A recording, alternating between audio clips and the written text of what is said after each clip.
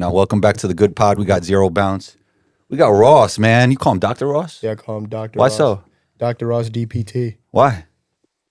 DPT. Okay. He got his certifications and whatnot. Tell me this. Why do they call you Zer0 Bounce? My favorite number is 0, and the first thing I was going to make my account about was helping people get bounce. So Oh, so you're helping people that have 0 bounce. something like that. And Yeah. it sticks in your mind, like two simple words, 0 bounce. I feel like a lot of the players that wear number 0, Damian Lillard, Russ Westbrook, they have a chip on their shoulder. Mm-hmm. You feel the same way about you? Yeah, honestly, ever since I was like a kid, I felt like, because I started playing football and I was really good at football and I was really good at a lot of the things that I did, but like basketball, I just wasn't naturally gifted at. And a lot of people overlooked me because I was shorter and whatnot. And I was like, I looked at Russell Westbrook and I was like, I like the way he attacks the game and he is aggressive and uses his athleticism. I was like, I always wanted to be aggressive and be the most aggressive person on the court and be the fastest. And yeah, I kind of think it's reflected in my personality a little bit and just everything that I do. Yeah. Dr. Ross, how has it been training this guy, man? Well, he's hopped in some of our stuff, like our group stuff, for the last 2 months, 3 months, and like we've done some stuff on the side. No, it's been good. I mean, he right away you fit right in with everybody, and it's definitely like a different vibe. Like the gym there's nothing else like it, because if you do like a Chris Brickley style of training, is like, all right, you're only looking at one person and you're just doing something that's very, very specific, focused, a lot of talking. It's like when you come to the gym for a group setting, like it's not a lot of like pointers. It's just like you just get thrown into the fire, and we're especially with a bigger group. So if we're doing level 3, it's 8 to 12 people most times, and it's just like a bigger group, and it's you get thrown into the fire and then you figure it out over time and slowly make adjustments. But no, it's been good. You fit right in and you freaking dunk on people. That's what we want. And it goes up. Yeah, You it know, goes up. yeah, I've seen his bounce. He definitely got bounce. Does that surprise you for him to say that he wasn't naturally talented at basketball?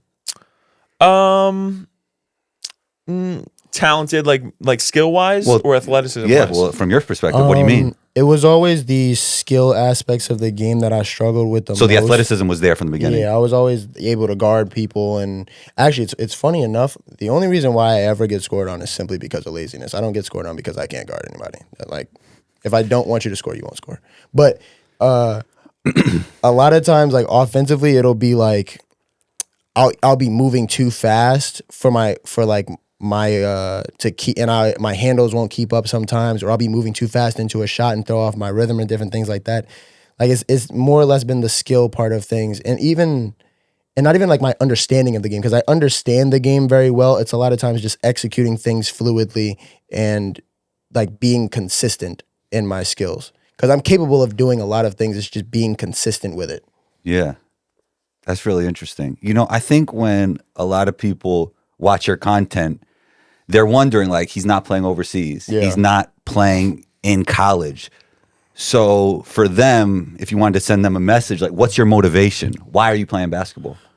Honestly, at first, when I first got into college, I was like, I went to school and I wasn't hooping anymore, and it was the worst time in my life as far as my mental was concerned, just because I didn't know who I was without the game. And I realized that, like, even though I may not be playing on a team or something like that, I didn't even really like playing on basketball teams. I didn't like the idea of playing college basketball. I didn't like the idea of just the structure and being confined to, just listening to what some guy tells you, and you got to do this, that, and the third. And if you don't do this, that, and the third, you just don't get to play. You don't get to have fun. But kind of went off on a tangent there. I kept hooping just because I realized when I didn't hoop, I would go into these ruts mentally, and it would affect every other area of my life. And at some point, I was just like, all right, I'm doing all of this working out and stuff. I'm not playing anywhere. Is there any way I can take basketball and somehow keep it a part of my life, even though I may not be playing for a team? And I still might want to go play professional at some point. But really, like, the content side of things was like, I remember growing up and being a freshman and I didn't have the money to go work out with like the best trainers and whatnot. I didn't have, like my parents weren't really shelling out money for me to go play in these basketball camps and different things like that. So I was like, how can I teach and help kids who don't have access to the best trainers and whatnot around the world, and teach as many of them as possible. I was like, well, making good content is the easiest way to reach a lot of people. So if I reach a lot of people and teach a lot of people at the same time, I'm helping somebody. Like all of this working out and all of this training isn't for nothing. Somebody's gaining from it. And also, once I started making content, I was like, well, I can't be ass and teaching people how to play basketball. Like you can't, you know what I mean? Right. Like you can't be trash teaching other people how to be good. And that's kind of always been like my mindset about it. So yeah. So you're both teachers at heart. Yeah. Yeah, 100%. I agree with that, by the way.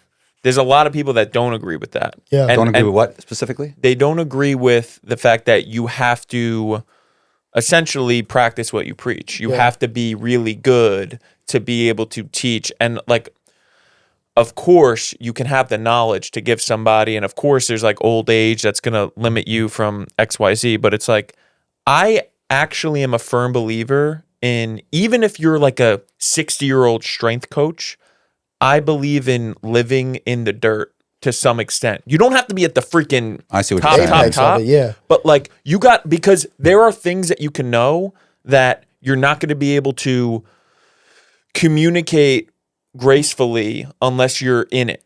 Yeah, you know, like 100%. there's it's not a game of trying to like logic. Like, yes, you're trying to communicate it logically, but if all the information you get as somebody that's trying to teach somebody else is through logical learning, it's not the same thing. There's a level of learning that you need comes the real through. world. Yeah. You need like the real world application. You learn of a things. lot in the weeds. Yeah, and not only learn, get reminded of things and understand how to communicate things better when it's happening experientially to you, you know? Yeah. Like there's people that will completely disagree with that and say, no, like you don't have to be like, I don't agree with that whole premise. I think it's terrible. Yeah, 100%. I feel like in order to, like, for instance, you could, because you're doing something, you'll be able to understand different struggles that certain people that you're trying to teach are facing because you've dealt with the same things or you're currently dealing with the same things and you're trying to help somebody else through them. Whereas like logically, like I can tell you, yo, bro, like if you just get this number of shots up every week, like logically, you should just continue to be a better shooter over. That's just not how it works. And like being able to help somebody get through those times when, things aren't clicking or help them figure out why things aren't clicking. That I feel like is, you can only really figure out those things through the struggle itself. That's why I feel like a lot of times, a lot of like really great players aren't as good, like amazing players aren't just like great at teaching people certain things because they don't have the patience. Yeah. Because some people don't get it at the level that they get it at 100%. that quickly. 100%. Yeah. Like for instance, like you got like Kobe Bryant and Michael Jordan. They probably would not necessarily, well, Jordan is a better example of this, but Jordan wasn't really, with Kwame Brown and whatnot, like he wasn't able to really teach Kwame how to be better because it's just like, bro, like I just am. Like this is just what I do. Like it's harder to teach when you're so good at things and you haven't necessarily gone through the struggle, but you do need to, on some level, live what you're teaching too. Yeah. What do you feel is different about Good Drill? Honestly, like, really, like, it's everything. And that sounds like a very cliche thing to say, but that from the first moment I stepped in with Good Drill, it sounds so much like an ad when I say it like this, but like, Good, I was good. like, Ads are good. I was like, this is weird. I don't like these different positions that I'm being put in. I feel awkward. I don't feel fast out of this and that. And oh my God, I was missing so much. Still do miss a lot. But like I'm improving, and that's what matters. It's not just the same standstill jump shots. Like I could, like if you sat me on a shooting machine just to shoot standstill jump shots, I can get 80% 7 days of the week and twice on Sundays. That's not difficult. That doesn't really apply to real games. In real games, how many times are you really gonna sit in a spot and shoot the same shot over and over and over again? Not very many.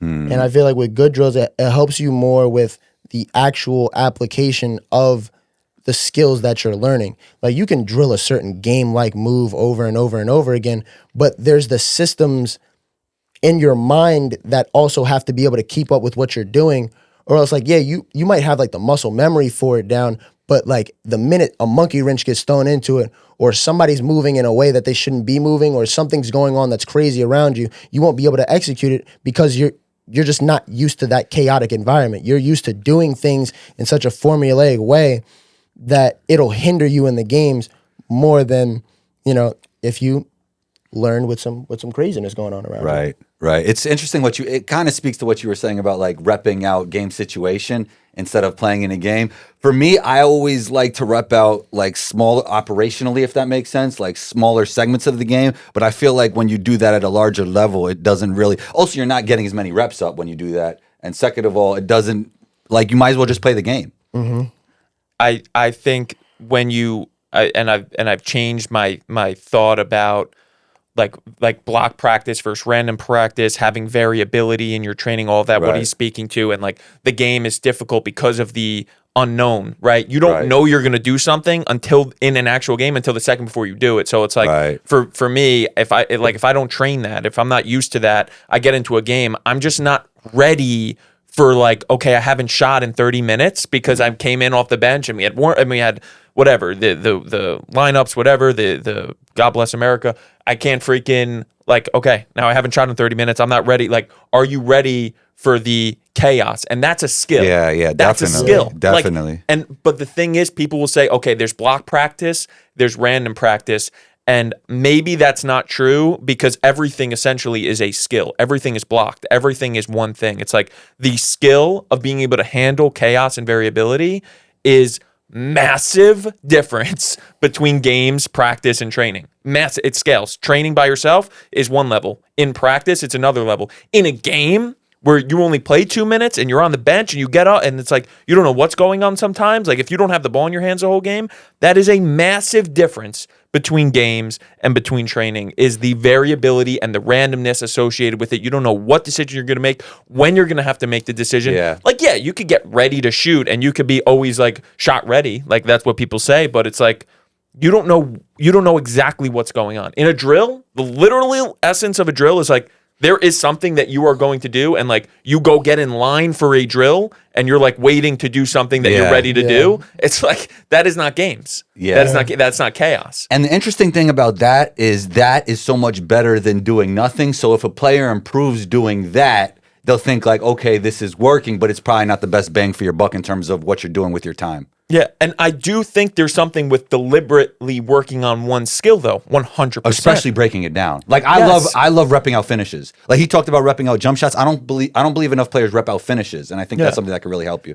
I think it's one segment. It's one segment is the chaos. So it's like you got it down. Now, do you got it down with the variability of saying, okay, we could shoot 1,000 jump shots, but now we're going to play one-on-one from half court, 2 dribble max, or 3 dribble max, and it's like you don't know if you're going to get that shot off, or you don't know if you're going to get a layup off. So it's like twisting in the variability, like that's just a separate skill. Being ready and having it ready to go with the skill that you're trying to get down. Yeah, you played at Oak Hill, right? Which is one of the most storied programs in high school basketball history.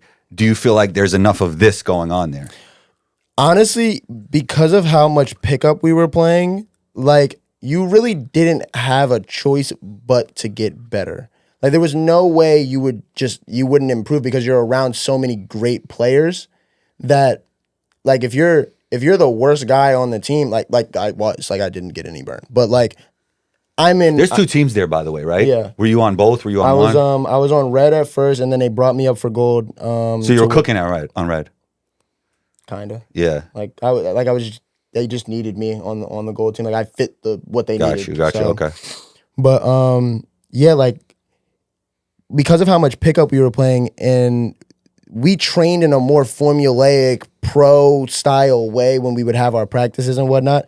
But our pickup runs and different things like that, because of how much we were really playing, I feel like that added a lot more chaos because it's like the variability and skill level there is so crazy. Like for instance, I came from a school where I was averaging like 15 points and like 5 assists, getting a ton of rebounds and different things like that. I go to Oak Hill. I'm in the same on the court with Keldon Johnson, who's 6'6", dunks everything, and I'm getting I couldn't score when I first got there. I could not score on them. That must to have been save frustrating. my life. Yeah. Couldn't score. Like it was like if I wasn't hitting my jump shot, there just was no scoring. Like that's just how it was.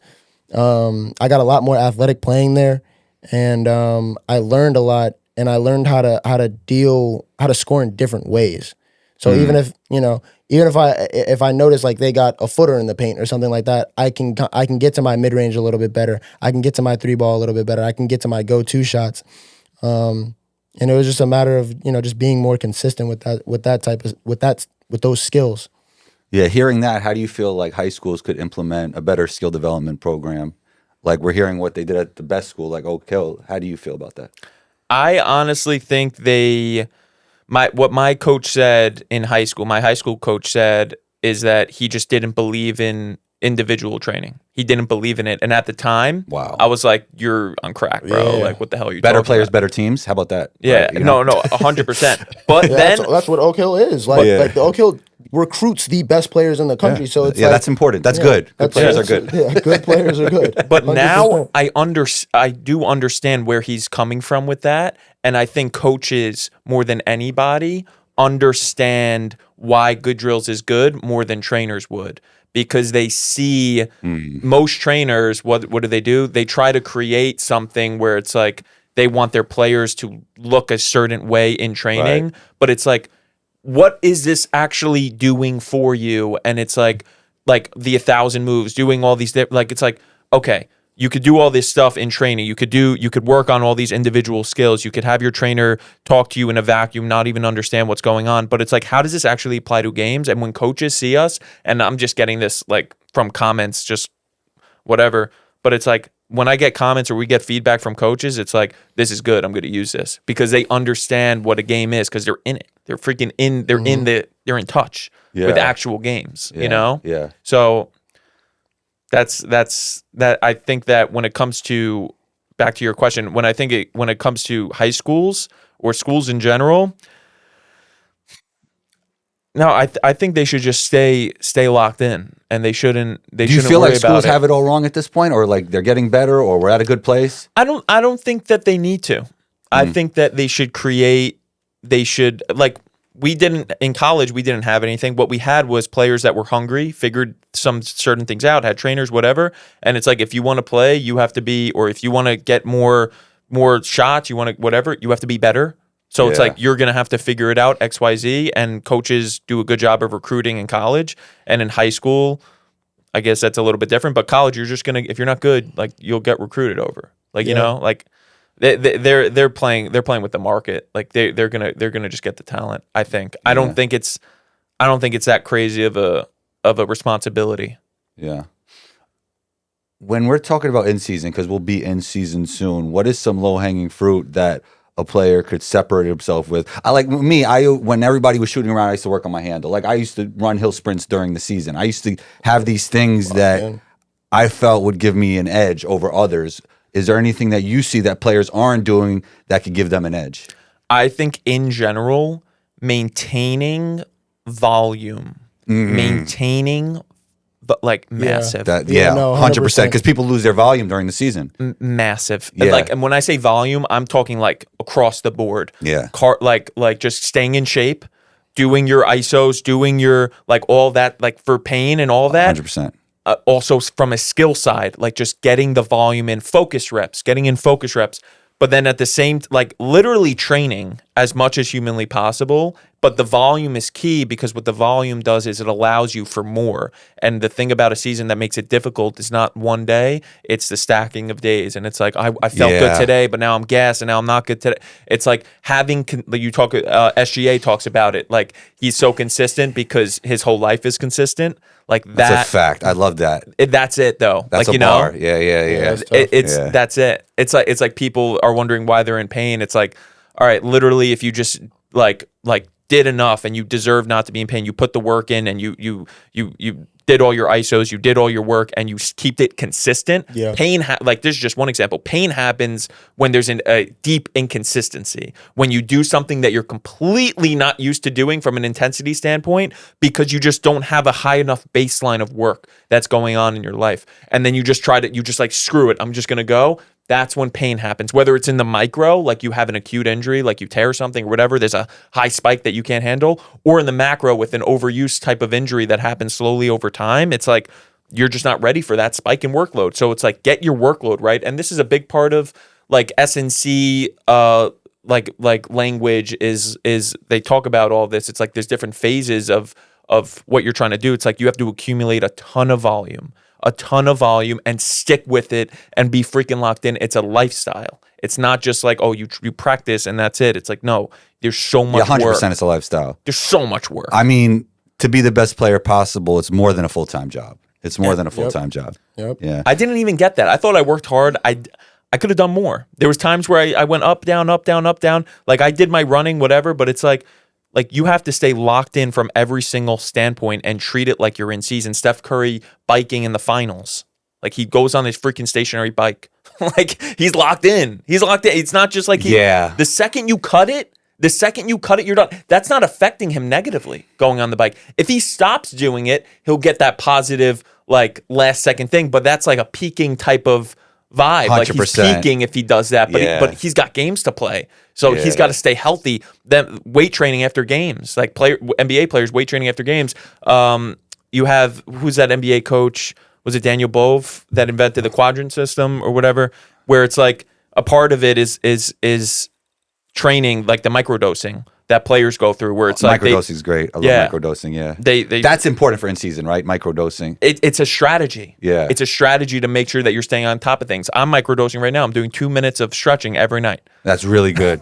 think about what that is after 365 days, right? A full year. Yeah. Yeah. I think it's the consistency, the volume. The consistency of volume is very important to keep your baseline level of work high so that you're ready. Yeah, it's like the 80-20 rule. You get 80% of the results with 20% of the work. So, I mean, you just doing 2 minutes a day over the course of the year is so much better than doing 0 over the course of the year. Now, to become a world-class stretcher, if you will, you would have to do a lot more than that, but that's not what you're looking for. Yeah. And you could find so many things to get better at. You mentioned ISO holds a lot. And I always looked at ISO holds as the missing link because people aren't really doing it. They're focusing on the eccentric. Yeah, they're focusing on the concentric. You've had your knee issues. How have the ISO drills that you've been doing with Dr. Ross over here, how has that helped you? Honestly, I have to do them. Like if I don't do them, I'm going to be in pain. And like I only feel like I get better and my pain goes away like bit by bit when I am doing them.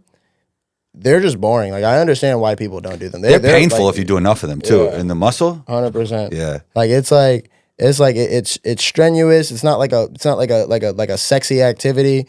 So like a lot of times like you're like, damn, I got to go do my ISOs. But like, yeah, you got to go do your ISOs. Like if you don't do your ISOs, or if you've been doing your ISOs and then you all of a sudden stop doing your ISOs, you're probably going to start feeling a little bit more pain because you stopped doing something that was helping you not feel pain. Yeah, I mean, that's a great thing to microdose over the course of a season, right? 100%. Just doing a little bit of that every day. Yeah. Yeah. It's like a skill. It's like skill. You have somebody that tries to jump a lot and jump as high as they can. It's like if you don't practice the skill, the coordination of it, and you just try to jump as hard as you can, that's when like you look at somebody and they like stomp on the ground and it like looks like, oof, that looked like it hurt. Oh yeah.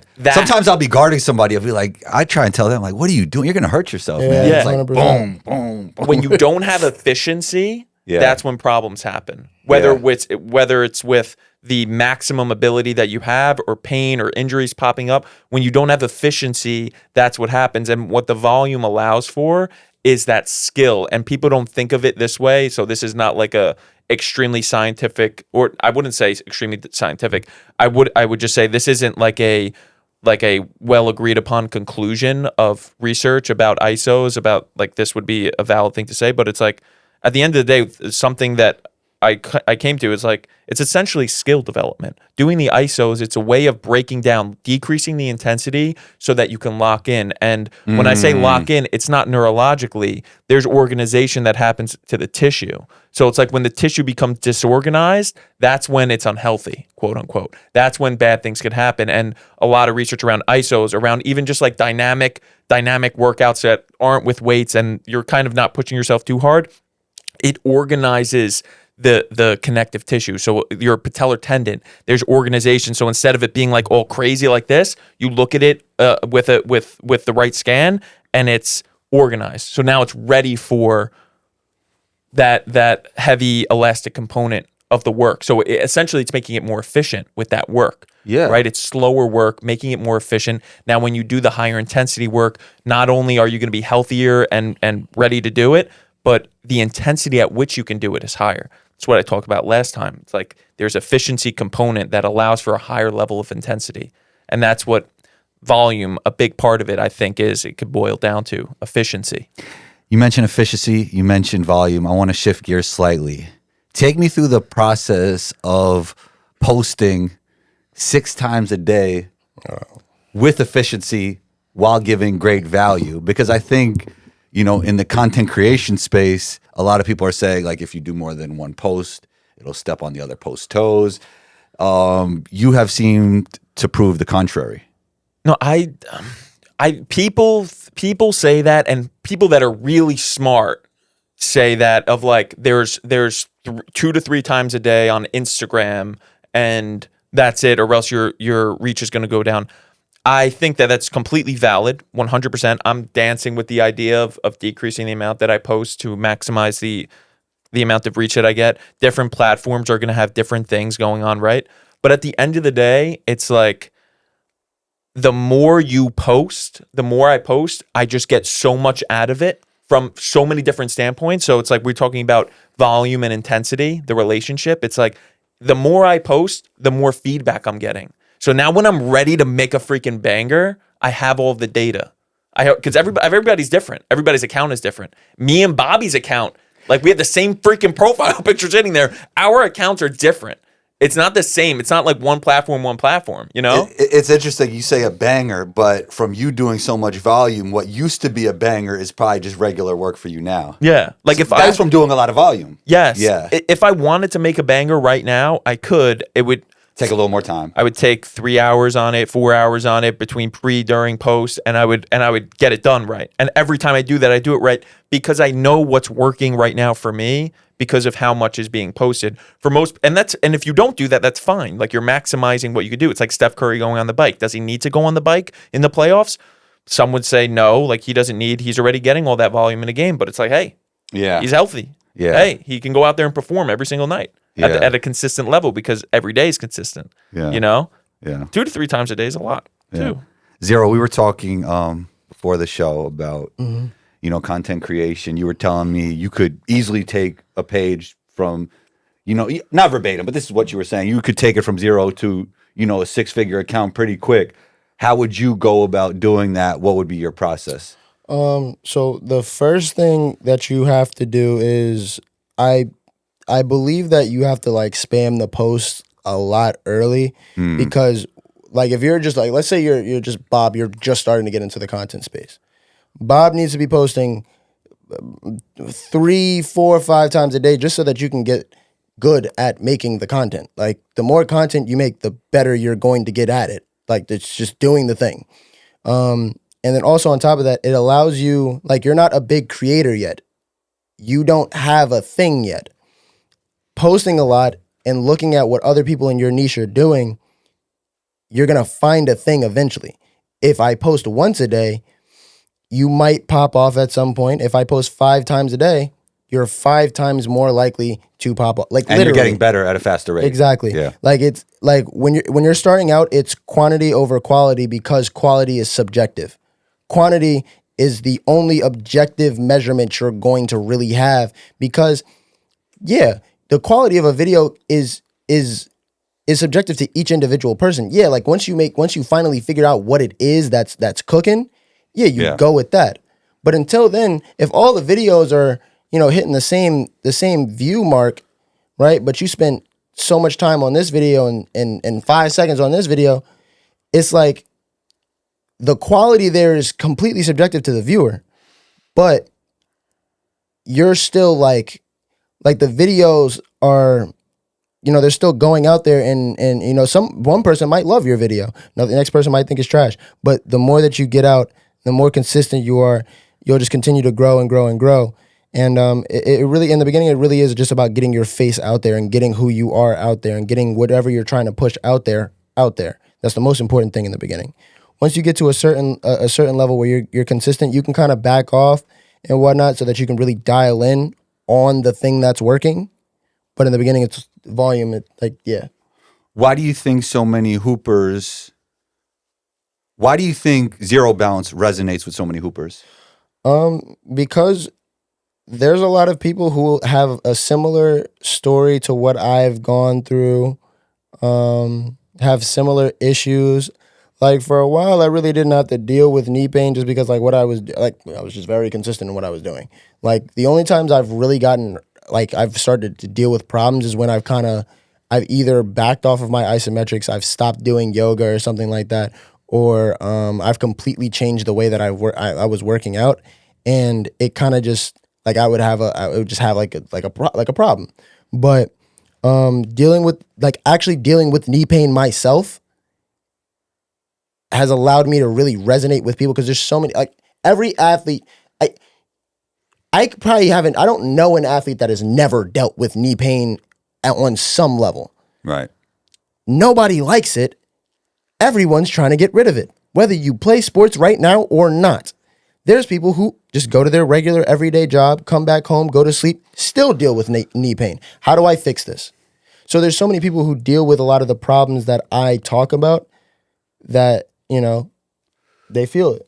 Yeah. What are some of the other problems though? Because it's been way more than knee pain. Or the issues that hoopers deal with that you think that your content resonates with them. And also you're funny. Like you do funny stuff too. Yeah. 100%. I think funny does well on the internet. Yeah, funny is always good. If you can merge funny with information, you're golden. But other problems are simply being able to take what you're working on and actually applying it to a game and actually making it a skill that you have.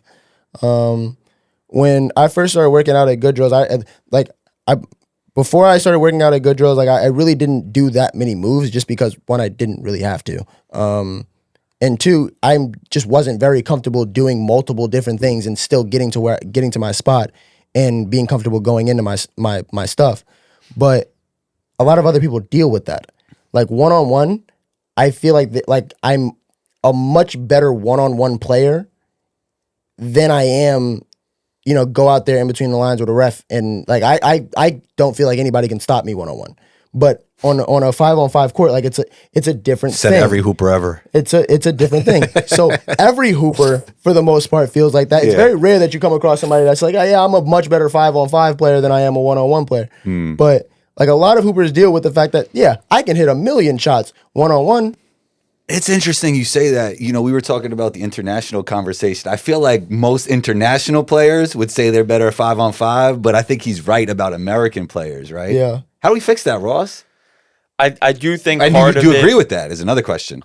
I think most of the time that's the issue. It's because it's 5-on-5 is a team game. It's a conspiracy. You're conspiring with other people to say, what is the best decision we could make collectively? Yeah. Conspiracy is a good word, right? Great word. It's a conspiracy between 5 people to say, we are going to do the best thing as a collective. And I truly believe when you're on the court, you at least have the intention to do the best by the team. I believe that everybody's trying to win. I do also think there's conflicting interests. 100%. But there's conflicting interests. But I do think even the most selfish players that you could think of people that just you think they just jack up shots. Yeah. I think those people deep down want to win. What the problem is when you don't think, genuinely you don't think, or the entire team doesn't think you're the best option to take on more risks than other people, that's when there's confidence comes up and all of that. But it's like I would look at somebody like Draymond Green. Draymond Green, to call him not confident is stupid. That's asinine. He's stupid. What he would feel not confident if his goal as a personal person, as a player, would be to be like Steph Curry, but then he also wants to win. When there's that difference, now it's like, you don't look confident in yourself. When for him though, looking at him on the court, he's confident. He knows he's confident in his teammates. He knows how to win. He's not going to make decisions that are going to put his team at a detriment. And when you can tell when a player's doing that. It's crazy, man, because I mean, I'm probably at fault for this, and part of it is coming from New York, but I could be honest now, since my basketball career is over, I feel like being the best player on the court was more important to me than even winning. And I'm super competitive, and I always wanted to win. Oh, no, I agree. I agree for with me that. personally, I don't know, how do you guys feel about that? Yeah. I agree Were with you the same way? No, I agree with that, but No. Were you that way? That's important. That's very important. I think it's more. No. I definitely think if you're being honest with yourself, as a person, it's like that whole question of like, would you rather drop 50, get the L, or like whatever, that whole question. Yeah. That's where I was getting to. No. Too. I get that. No, I 100% hear that. What I do think is, I think most people feel that, get that, but I do think deep down, it's like you don't want to do something that's going to be against the objective of the entire 100%. team. Oh, 100%. To a point where if you really want to be that guy, but you're not that guy, and everybody on your team, like it's not like everybody comes together like in practice and it's like, this person's going to take on 90% of the risks with driving. This person's not going to do anything in terms of risk, only shoot if you're wide open. That doesn't really happen, but there's a general consensus of the team that does happen when you're together enough, where it's a conspiracy. It's a as a team, and it's not talked about, but it's a general consensus of who should be taking more shots, who should be taking less shots, who should pass on the first touch, who should maybe look on the first touch. All of these things are happening subconsciously with the entire team. And the thing about it is that everybody knows it, but since nobody talks about it, you don't know if it's like, should I go try to do this thing? Should I not? It's like the best players don't have to worry about that. The best players can just act freely and do what they want. But if you're not that guy, the thing is, it's like, and you're really good one-on-one, what I would say is, don't take that to the team, right? 100%. Because if you're that guy, if you're the one that should be going, you'll know it. It's not going to be like you're questioning. I don't think the best players are the best, or they're so confident, which makes them so good. I think they're so good, and that makes them so confident. I think they're the best option on their team. And if I was playing with a bunch of third graders, I'd be extremely freaking confident, regardless of who I'm going up against, because I am the best option on my team, and everybody knows it, and everybody's instilling that confidence back in me. 100%. And I think you got to know who you are in accordance to your team. And it's not a confidence issue. It's who is getting the confidence. Who is getting all that confidence? Like Joel Embiid's not that good. He just gets all the confidence. He loses. His team always loses. I also believe. Say. Yeah, Combo. What do you got to say, NBA, Combo? We might have to do a full NBA take episode. What do you got to say, Combo? If you want to, I want to get to you, but I don't believe in the Sixers just because I don't. I don't believe. I mean, I think Joel is great, but I don't think Joel, like, unfortunately, is going to be healthy enough for them to win. And then, I just don't believe in the Sixers. And I love Paul George. And then why is everybody saying, like, Paul George is the third guy? Is Tyrese Maxey really already better than him? Like, is that a fact? Like, is that a fact? Like, everybody's like, PG-13 is the third guy. Like, I don't know that. Is he? They're all PGs, bro.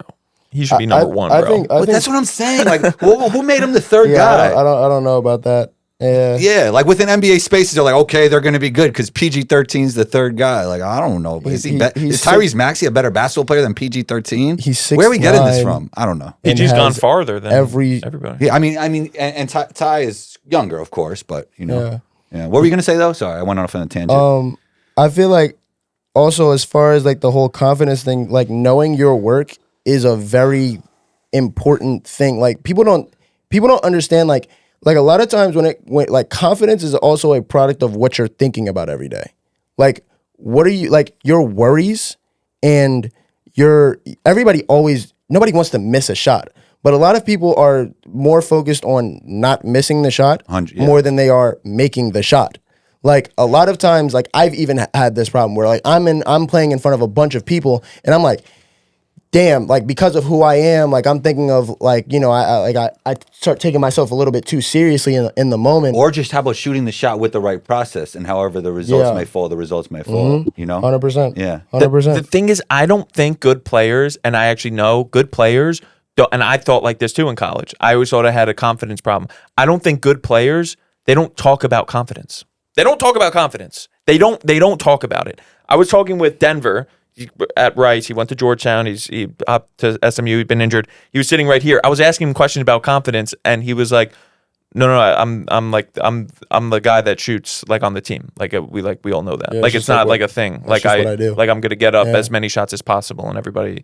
And he was not saying that to brag. It's an objective, logical thing that he's saying. It's like what he said to me is everybody knows that I'm supposed to shoot.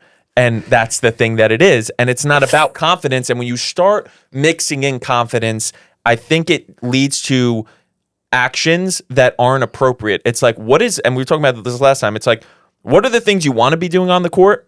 What are the things that are stopping you from doing those things? And then what is the process to overcome that? And I think most people don't realize it's like the thing that's stopping them from doing the things that they want to on the court is the fact that they are not the number 3, 2, or 1 option. If you're the number 4, it doesn't matter. Not good enough. You're not good enough. It doesn't matter how good you are. Devin Booker is one of the best players on the planet. He took on a role. Yeah. Feel me? Like that's not confidence. That's like knowing. He knows what's going on. That's called reading the room. Yeah. Reading the room. Yeah. Everybody knows what are they conspiring towards. Kevin Durant, LeBron James, Steph Curry, they're all conspiring to win. So it's like, what are you going to go out there and force something? Like, no. Like you have to be able to feel it and say, all right, if I think I'm having a confidence issue or I'm scared of doing something on the court, maybe you should be. Maybe you shouldn't do that thing, and maybe you should follow your instincts and say, okay, this is who I have to be right now. This is who I am right now. I shouldn't try to act who I want to be while I'm playing, because now it's going to come at the detriment of my team. I'm going to be forcing something. Things aren't going to go my way. You probably end up won't even playing at all if you have that mentality. Yes, and doubling on that, it's like if you have that mindset and you could zoom out enough, it's like, okay, if that is the case, because there's definitely times where confidence comes into play where you play better when you're feel more confident, but it's because of there's a short-term thing that happens where you get a couple layups in, and when that happens, everybody sees it. So it's like, there's something going on with this person over here where they're making shots. And back to conspiracy, they're going to play more. If I go into a game, and my coach is an amazing coach, Tobin's an amazing coach. If I go into a game and the first 2 minutes of me going into the game, I score 4 points and get 2 rebounds, it's like, I'm going to play 25, 30 minutes that game because there's a little bit more of, even though it seems so simple, there's everybody, it's all about communication with the team. Yeah. So if everybody sees the same thing, okay, we're all on the same page now. We could win playing man-to-man, 2-3 zone. We could win with this person being LeBron James, this person being LeBron. As long as everybody knows who's our LeBron, who's our main guy, then we're good. Like yes, there's people that are different calibers. That happens naturally, right? Like if we play enough basketball together and we're all playing the right way, the hierarchy will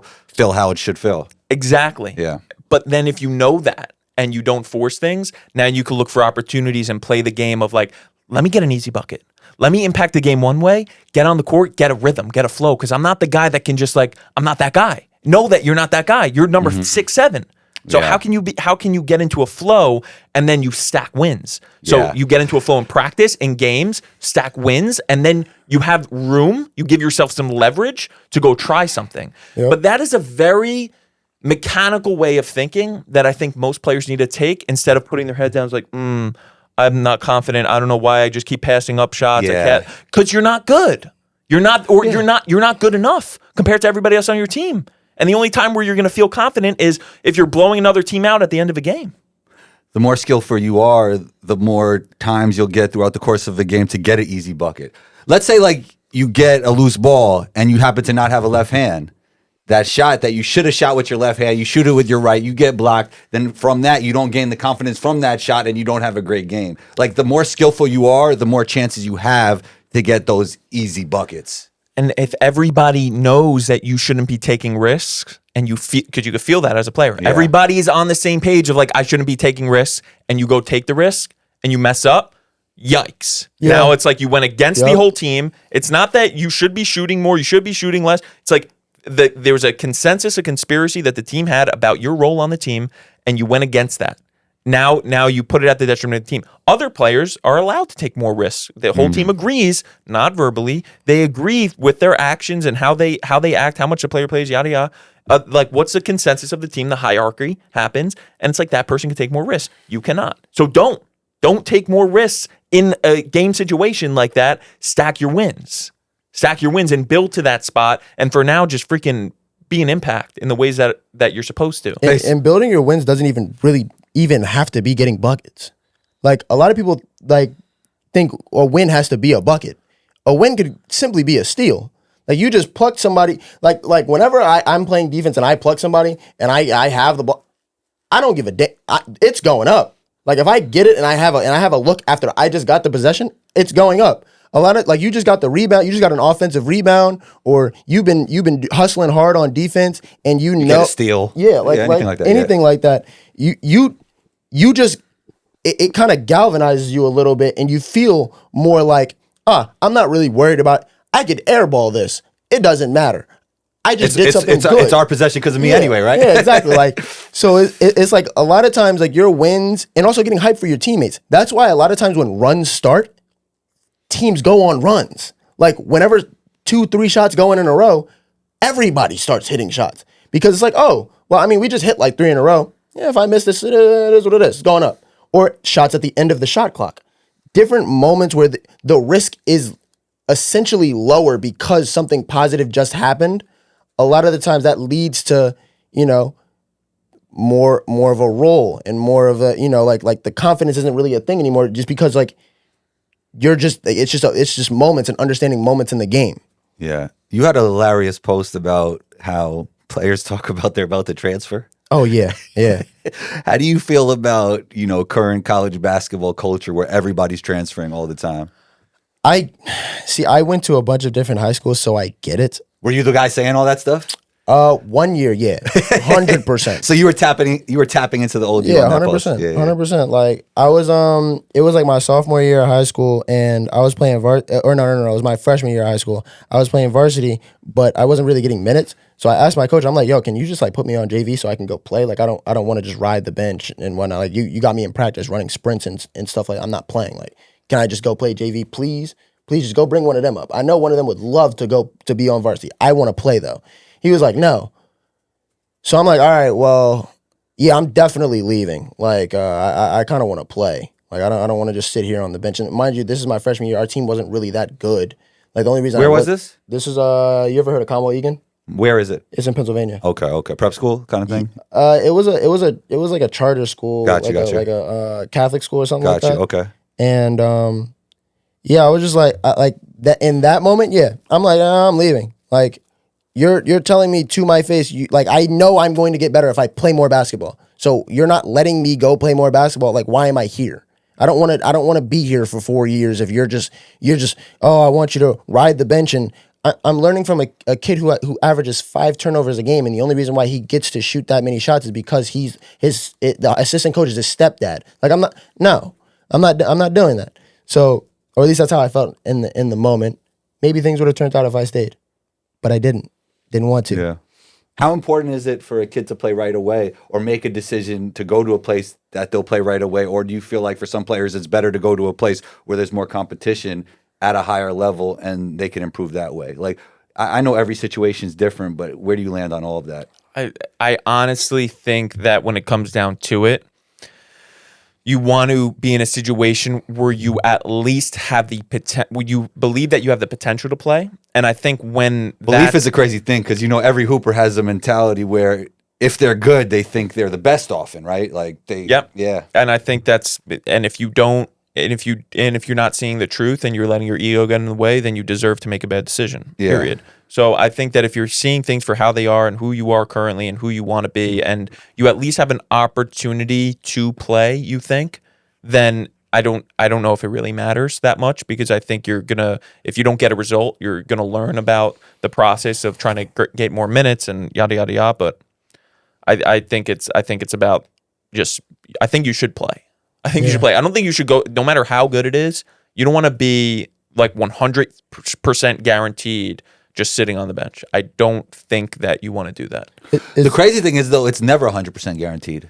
It's never. But if you think that it is, like if Gabe went to go play for Syracuse type of vibe, Okay, Gabe. like I'd rather him go play for like Wake Forest. How's your 2-3 zone defense, Gabe? Good. reps. You got to get Gabe a mic, man. But, Yeah. all right, that's another thing we have to do. All right, what were you say though? Yeah, no, it's like I'd rather him play for the Maccabees, you know, Maccabees, okay. like Okay. like a middle school version. Oh, middle school Maccabees. Wow. What were you No, gonna say? Gabe is underrated, honestly. I was gonna say it was funny too because like the reason I wasn't playing wasn't necessarily because of a skill thing. Like I remember I had a conversation with like one of the coaches, and he was like, "Well, if we were to, like, we were talking about me and one of the starters were having an argument about which one of us was better, and one of the coaches literally said, "Well, if I'm gonna start a team, I would pick you." Talking about me because Do you find that a weird conversation to coach be getting into with Yeah, like, players? Awful. What kind of coach was this? he was a young dude. He was just like, I don't know. He spoke his mind and he didn't really Okay. care how people felt. But he was Okay. like, yeah, I mean, I would pick you if I was going to start a team today because I know that you're going to go out there and you're going to go, shoot a bunch of shots and you're going to go try and go be Superman. But he plays his role. He's really good at his role. He can go out there, and I know you're going to be a little bit irritated if you don't touch the ball for an entire quarter. He can not touch the ball for the whole game. It doesn't matter to him. He's going to go out there, go play defense, and he's going to shoot wide open. He's going to shoot threes in the corner, and he's not going to care that he doesn't get to dribble and go to the basket and do all these other things. He's a really good role player. He's like, so like if I'm looking for like, my guy, like, yeah, I mean, yeah, you're really good at basketball, but like he plays his role. Skill. And I call that skill. I think Devin Booker has skill for playing that role. I think that's skill. That's mental skill. That's something, right? 100%. And We talked about this last episode. Who knows what skill is, man? That's why there's so much debate over the word skill. yeah, It's everybody has a different definition of what skill is. I have a question for y'all. I've heard people push back on me with my answer, but who do you guys think is more skilled, Steph Curry or Kyrie Irving? I think Steph is clearly the better basketball player, but overall skill, I would go with Kyrie. Why though? Because nobody in the world has more options as an offensive player, at least. We're talking about offense, than Kyrie Irving on the ball or off the ball. But Steph's skill as a shooter, that's what makes him an all-time great. I personally think that because of how crazy his shooting skill is, that in and of itself, like, he's just the more efficient scorer. Well, like, let's say, I don't know the exact numbers, but let's say Giannis was a more efficient scorer than Kyrie. Is he more skillful? Not even close. Right? No. this is why I just say everything's skill. That's Yeah. what I'm saying, though. That's how I go. I think size is and skill. If we start talking about, like, that's going to be a debate on every basketball podcast, Yeah. the skill thing, because we all define it differently. But to me, Kyrie is the most skillful player. I think Jokic is one of the most skillful players. Like, I think he's ridiculously skillful. I think they both have talents that maybe boiling it down to one thing, like skill, is like, like Steph is. The reason I talk about skill like this is because when I'm talking about players, I like to break down things very specifically. Like, I think what makes a great basketball player is a skillful basketball player, an athletic basketball player, or a smart basketball player. But I don't put that all together. I feel like it's the gumbo that makes a great basketball player, and I kind of divide skill in a very specific way. Like, if you're super skillful but you have no athleticism, you happen to be 5'1", you're not that smart. Like, you're skillful. Like, you can make shots, you can handle the ball, but you're not a good basketball player, you know? Yeah. Does that all make sense? Yeah, no, it's back to our conversation Yeah. last week of like dangerous definitions, like Yeah. dangerous definition of skill. That's how I look at it, because I think at skill as one ingredient to be a good basketball player. Yeah, I think that's the most right, and it's the most honest intellectually saying, like, there's physical aspects, skillful aspects, So perceptual, people aren't just not conceptual. smart enough to have conversations with us. I think Yes, people, for the most part. I think people define skill in such a way that I just wouldn't agree with. so you don't define skill in this way. No. From I do, and I think that's the most But for honest. other people, you don't. I think it's the most honest, but I don't think it's the most, like, I think it could be harmful when you do that from a standpoint of people can manipulate it and start because people do that. They start calling things skills that just don't matter. It's like if you define everything as a skill, and when you're talking, because skill is such a strong word that's used. Everybody says skill. Everybody's saying skill development. It's like, all right, fine. So let's talk about, if we talk about skill in a way, it's like anything that helps you achieve the goals that you want to achieve on the court is skill. Then you're kind of safer. Like calling Steph Curry's endurance and his ability to run around as a skill is like at least that's safe thing. Like, okay, it's a skill because it's helping him score. But like when you start talking about foot position of like, we're going to work on this skill, it's like, that's not a demand of the game. Then I'm going to start working on like different, like breathing or different neck movements because I go look this way sometimes. It's like, okay, you could call that a skill, but is it actually the thing that's limiting you? You know? Yeah. So who's the most skillful player to you?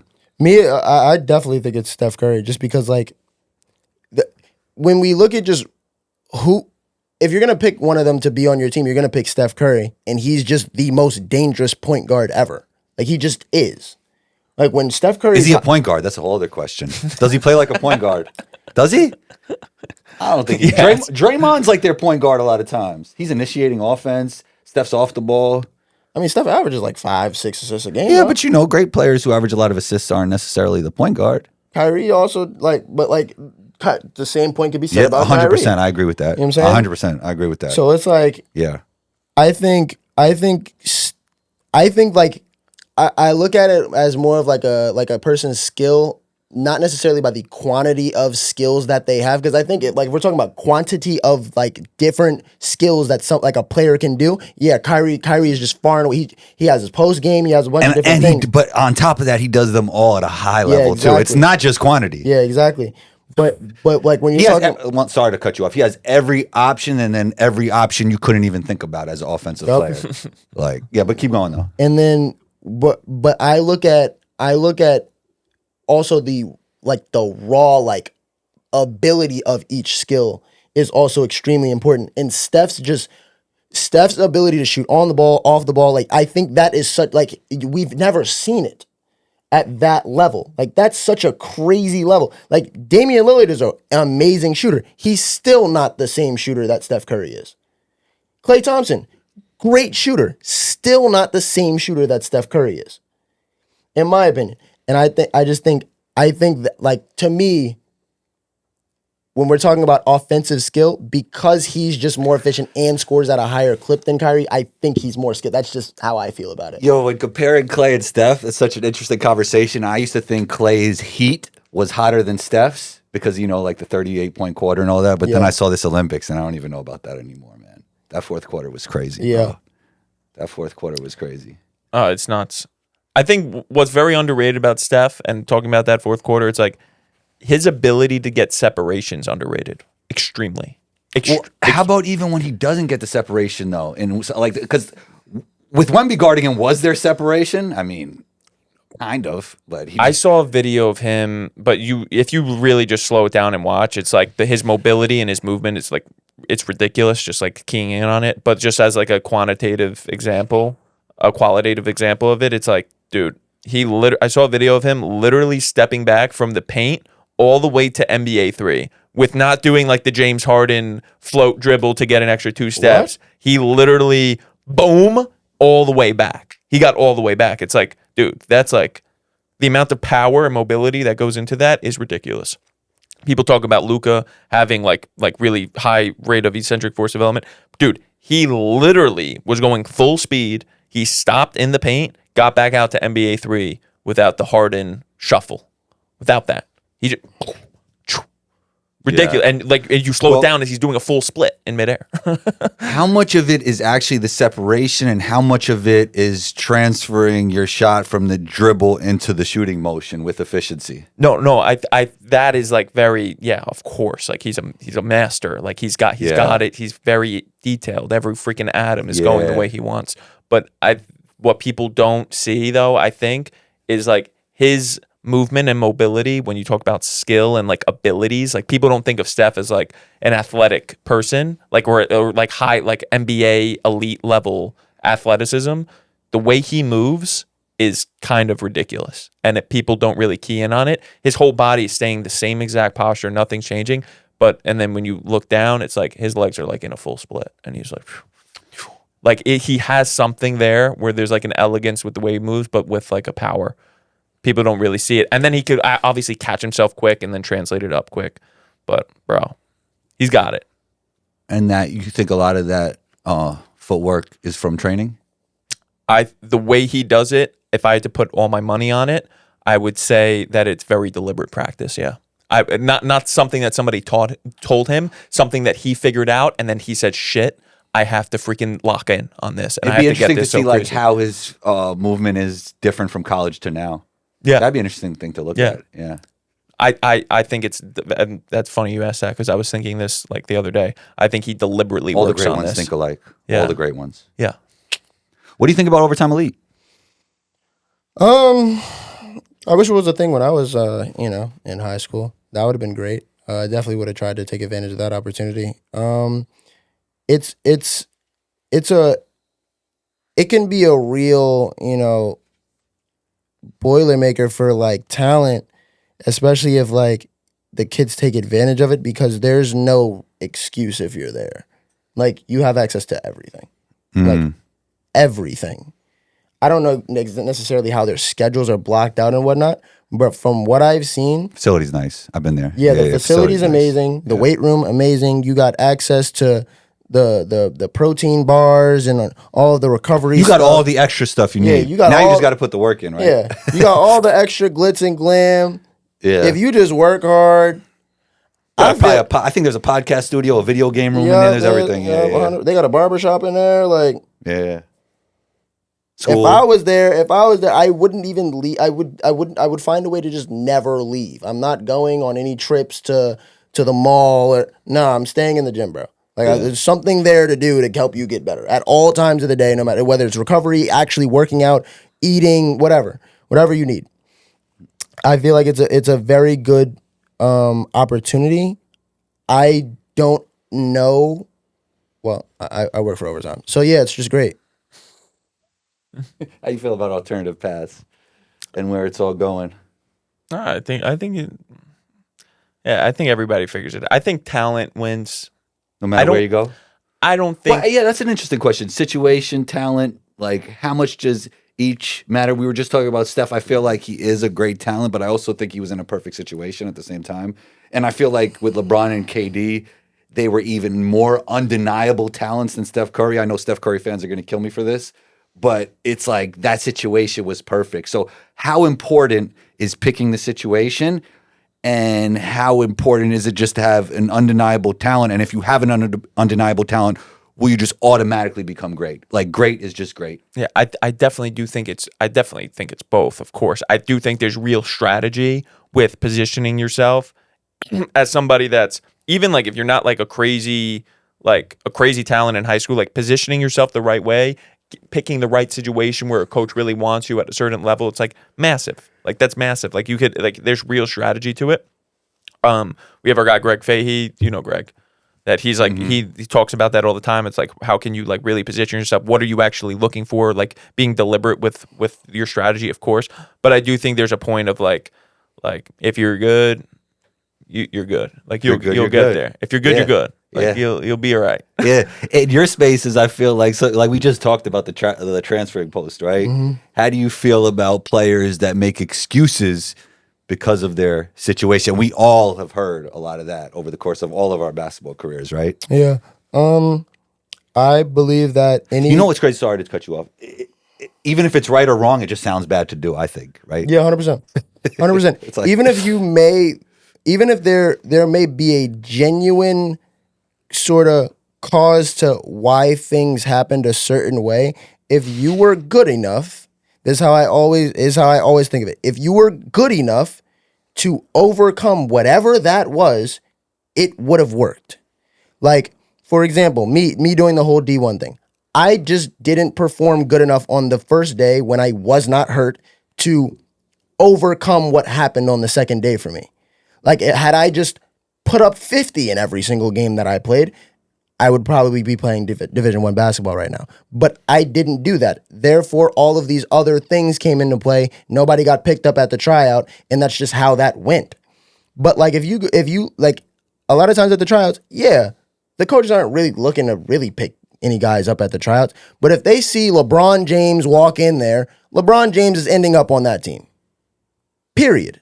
So it's like, yeah, there may be politics. Yeah, there may be all these other things that may be affecting, your playing time or your minutes. But I believe that in this world, if you take all accountability for what's going on, it gives you all the power. Like if you own the things that go on and you don't take such a external locus of control with what's going on and you internalize it, I feel like it's more powerful, and it makes you to a certain degree want to work harder.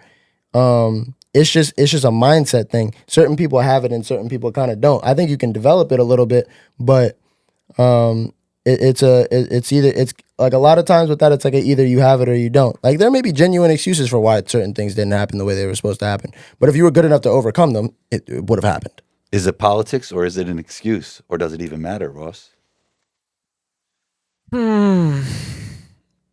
It depends. It depends on how good you are. Bobby answer. If you suck, just a Bobby, man. If you suck, like don't make excuses. If you're like that though, then leave and stuff. Like we had a player my junior year, this kid John Lawton. We had on our team two Division II All-Americans at the time. We had the Player of the Year in Division II on our team. He was a starting guard on our team. He sophomore, we go to Elite Eight. Like we have a really successful year. That he transfers, and it's like he's really good. Everybody knows like he's really good, but he can't. Like there's too much going on our team. He transfers to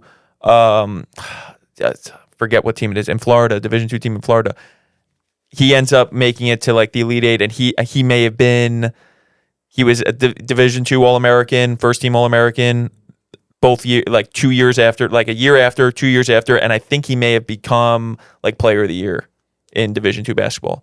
All circumstance, and that's massive. That's massive limelight. That's real. That's a real boost in like your status as a player. Like if he's trying to play pro, it's freaking massive. You're getting the same pedigree with your team, but then you're an All-American. You're you're Division II. First team All-American. I think that's a strategic move for somebody that knows that they got it. It's not like a petty move of like, oh, this, that. It's like, no, I actually think that if I left, I would get a better outcome personally. Love it. Before we get out of here, advice to people doing or trying to do what you're doing right now, Zer0. If I was to give somebody advice to try and, do like what I'm doing, I'd tell them to, the boring answer is be consistent, but really understand where, to a certain degree, you want to take things. Like, you got to understand what comes with this and what comes with people having their eyes on you and what comes with, people actually paying attention to you. Like a lot of people say that they want like to, be a content creator and be in the limelight and be, and I'm not even where I really want to be at this point, but like certain people say that they want to, be a content creator and whatnot. But at the end of the day, you have to really be confident in who you are as a person and understand that the internet and what people say about you doesn't define you. Because a lot of times people can get lost in the sauce.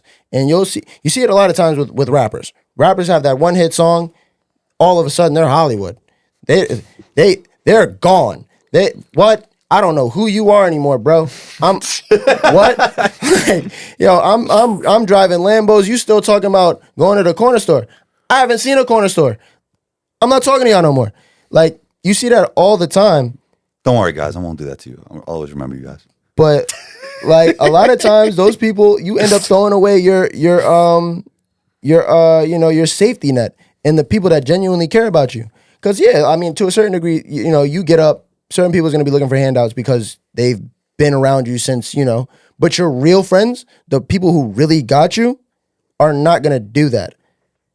And I feel like, understanding who you are, your safety net, the people that really care about you and the people that really love you in your life, understanding that is extremely important, because if you don't and you get to even to a certain degree to where I'm at a little bit, you'll start running into people that really want to use you.